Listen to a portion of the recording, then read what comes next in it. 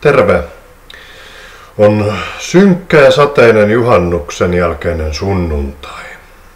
Ulkona on kylmä. Päätikin siis tehdä tämän uusimman vlogautukseni täällä saunassa. Sauna on tällä hetkellä, testaan myös akustiikkaa, ja sauna on tällä hetkellä myös hiljaisin talossamme oleva tila, vaikka juhannus on ohi.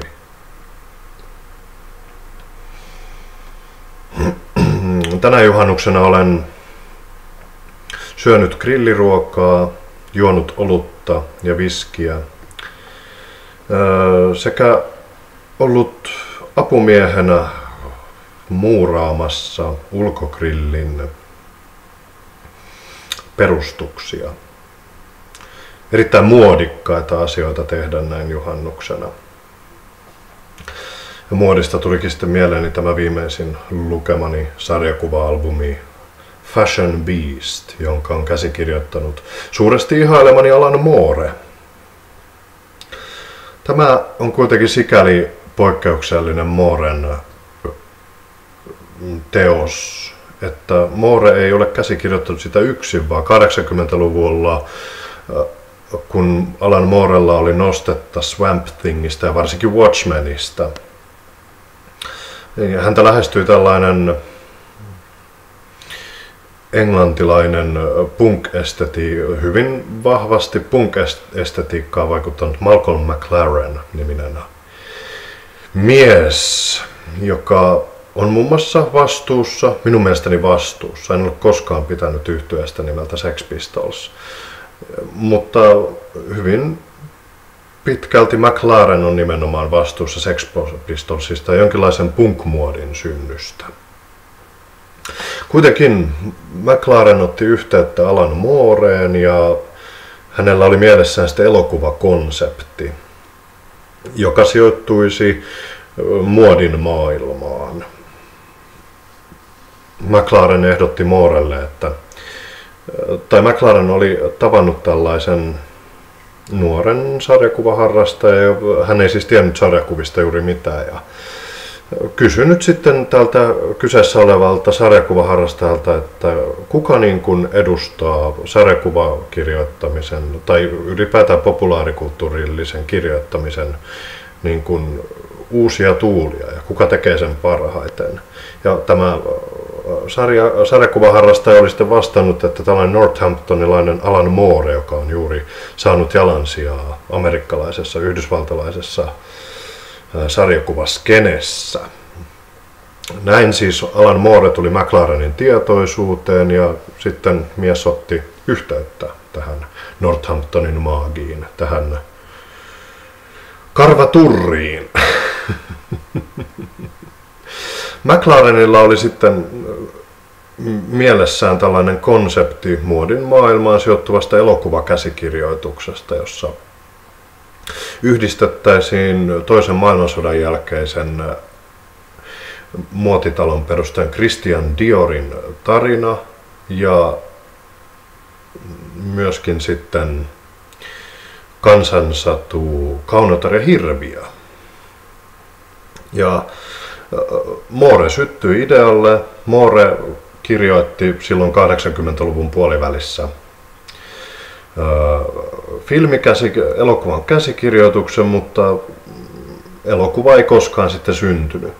Meni vuosikymmeniä jonnekin pitkälle 2000-luvun puolelle. Ilmeisesti jonnekin 2009-2010, kun Avatar Press-niminen amerikkalainen sarjakuva kustantamo lähestyi Moorea, että he olivat törmänneet jotain kautta tähän käsikirjoitukseen ja Avatarilta sitten ehdotettiin Moorelle, että olisiko Moorella mitään sitä vastaa, että tästä elokuvakäsikirjoituksesta tehtäisiin sarjakuva. Ja no, Moorella ei ollut mitään sitä vastaa, mikä on tietysti mielenkiintoista sikäli, että Alan Moore ei pidä teostensa filmatisoimisesta. mutta tämä oli toisaalta hylätty konsepti, eikä se nyt toisaalta koskaan sitten ollut elokuvaksi päätynytkään. Ja näinpä sitten asiat lähtivät liikkeelle ja Fashion Beast sai alkunsa. Tosiaan tämä albumi on kreditoitunut ensisijaisesti nyt tietysti Alan Moorelle, mutta yhtä lailla Malcolm McLarenille, joka tämän tarinan peruskonseptin oli luonut. Sitten niin sanotun skriptin, eli sarjakuvan konkreettisen käsikirjoituksen on tehnyt tällainen Avatarilla muitakin töitä tehnyt Anthony Johnston. Ja sitten vielä yksi osatekijä, eli kuvittaja Facundo Persio. Ilmeisesti en tiedä hänestä yhtään. Ilmeisesti joku espanjalais, argentiinalais, meksikolaistaustainen kuvittaja tai jotain vastaavaa. Hieno tarina. Alan Moore kirjoittaa aina hienoja tarinoita. Ja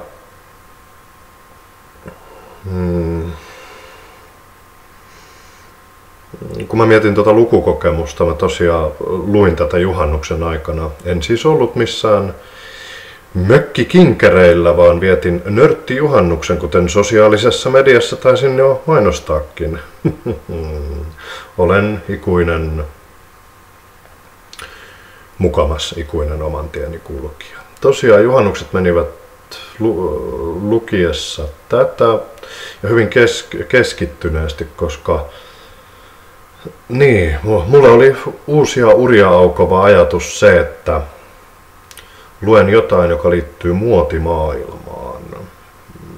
Kuten tunnettua, niin minähän olen suuri muodin asiantuntija. Versacet, Diorit,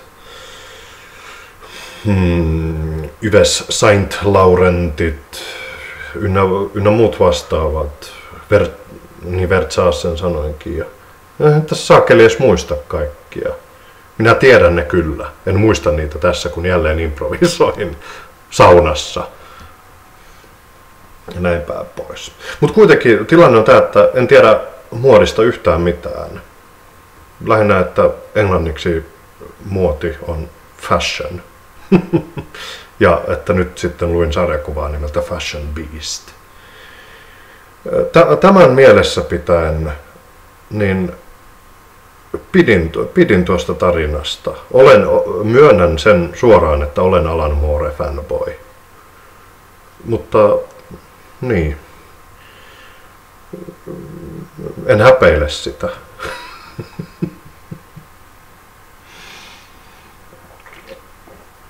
Ja ymmärrän myöskin ne Mooren tai McLarenin ja Mooren lähtökohdat, että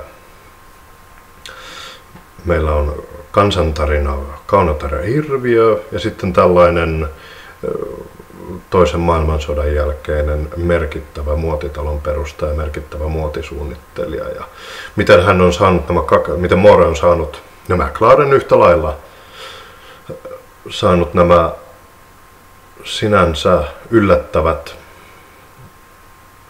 ainekset toimimaan keskenään. Senkin takia, että tämä oli mukavaa luettavaa. Ja niin, kai siihen liittyy sellainenkin juttu, että tuossa aiemmassa videossani jo mainitsin lukeneeni supersankarikamaa ja amerikkalaisilla sarjakuvamarkkinoilla DC Comics ja Marvel Comics, eli Walt Disney Company ja Warner Brothers käytännössä hallitsevat markkinoita, niin on sitten kiva lukea tällaisen pienemmän kustantamon, kuten Avatar Pressin juttuja. 80-luvulla brittiläiset käsikirjoittajat muutenkin dominoivat sarjakuvien kenttää. Nyt on ollut hauska huomata, että näin myöhempinä vuosina nuo samaiset brittikäsikirjoittajat Warren Ellis, Garth Ennis, Alan Moore ovat sitten päätyneet tekemään sellaisia niin kuin todellisia taiteellisia ambitioitaan vastaavia teoksia nimenomaan Avatar Pressille. Eli oikeastaan niin vasta tämän sarjakuva-albumin myötä niin tuo Avatar Pressinkin niin kuin, estetiikka avautui minulle. Ja saattaa olla, että sieltä löytyy ihan hyvää kamaa. Eli olen löytämässä taas uskoa sarjakuviin tarinankerronnan muotona. Puhumattakaan sitten, että tämä projekti on luonteeltaan kyllä aika ainutlaatuinen, että käsikirjoittajia on periaatteessa 3, josta tämä Avatar Pressin Anthony Johnston sitten tekee sen lopullisen version, niin eipä tule tällaisia vastaavia projekteja mieleen. Ja sitten ylipäätään se niin kuin ajallinen ulottuvuus siinä, että 80-luvulla on tehty tällainen konsepti, joka sitten on jäänyt unholaan, sitten se kuitenkin toteutetaan. Eli että menneisyydestä ammennetaan. Kaikki ei ole vaan sellaista eteenpäin menemistä sen hinnalla, että kaikki mennyt unohdetaan tai siitä ei piitata. Eli vaikka muodissa on kyse trendeistä, jotka tunnetusti tulevat ja menevät, niin sitten kuitenkin muotia käsittelevä fiktioteos, sillä on tällainen historia. Se on ajatuksena mielenkiintoinen. Puhumattakaan, että kuvitus toimii ja näin. Niin, mä en ole vielä tarinasta itsestään kertonut oikeastaan yhtään. Kerrotaan muutama sana. Siinä siis on tällainen Jean-Claude Celestine-niminen hahmo, joka vanhempiensa, varsinkin vahvan äitinsä myötävaikutuksesta on tällainen muotimoguli. Mutta vitsi on siinä, että kaveri on vähän höyrähtänyt se, luo omasta tuskastaan ja sydänsurustaan näitä muotidesigneja ja välillä sitten pläräilee tarotkorttipakkaa. Eletään tällaisessa tietynlaisessa dystopiassa. Tai oikeastaan jonkinlaisessa kaoottisessa tilanteessa, että eipä sitä niin kuin yhteiskunnallista tilannetta niin hirveästi siinä avata. Keskitytään enemmänkin niin kuin tällaiseen todellisuudesta vieraantumiseen.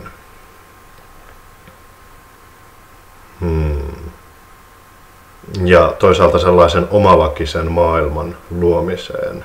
Ja sitten tämä on Jean-Claude Celestinen omalakiseen maailmaan värvätään tällainen Dol Sequin-niminen nuori nainen. Ja hän käy sitten catwalkilla näyttäytymässä, kun Celestine tietysti etsii 2 madamen avustuksella uusia malleja, jotka sitten niin kuin manifestoisivat kaikki nämä Jean-Claude Celestinen eli The Patronin päähänpistot.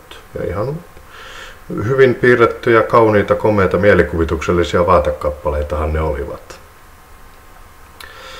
Mitä Moran, McLarenin, Johnstonin ja mikäs se kuvittaja oli? Yleensä muistaa kuvittajana. Fasunta Persio. Jota, tosiaan ne vaatteet, joita heidän mielikuvituksestaan tähän paperille on sitten tulostettu. Ja näin. Dollista tulee sitten tällainen Celestinen muusa ja hommat etenevät. En mä nyt, vaikka näitä ei varmaan kukaan katso, mutta että en mä kuitenkaan kerro, että miten ne hommat etenevät. Mutta että hienoa ihmisyyttä, muotimaailmaa ja tällaisen niin kuin omalakisen maailman analysointia. Ja Moore ei olisi Moore, jos tarinassa ei sitten olisi näitä tällaisia ydinsodan tai ydintalven uhkakuvia ja tällaista mystistä tarotkorttipuuhailua tai sitten melodramaattisia juonenkäänteitä. Jos joku katsoo tämän videon, joku ei koe vastenmieliseksi ajatukseksi lukea sarjakuvia ja vieläpä tietää tai on kiinnostunut Alan Mooresta, tuosta sarjakuvamaailman maagista, tuosta northamptonilaisesta nerosta, kannattaa toi Fashion Beast lukasta. Yeah! Juhannus on kohta lusittu, alkaa arki. Pienet teille.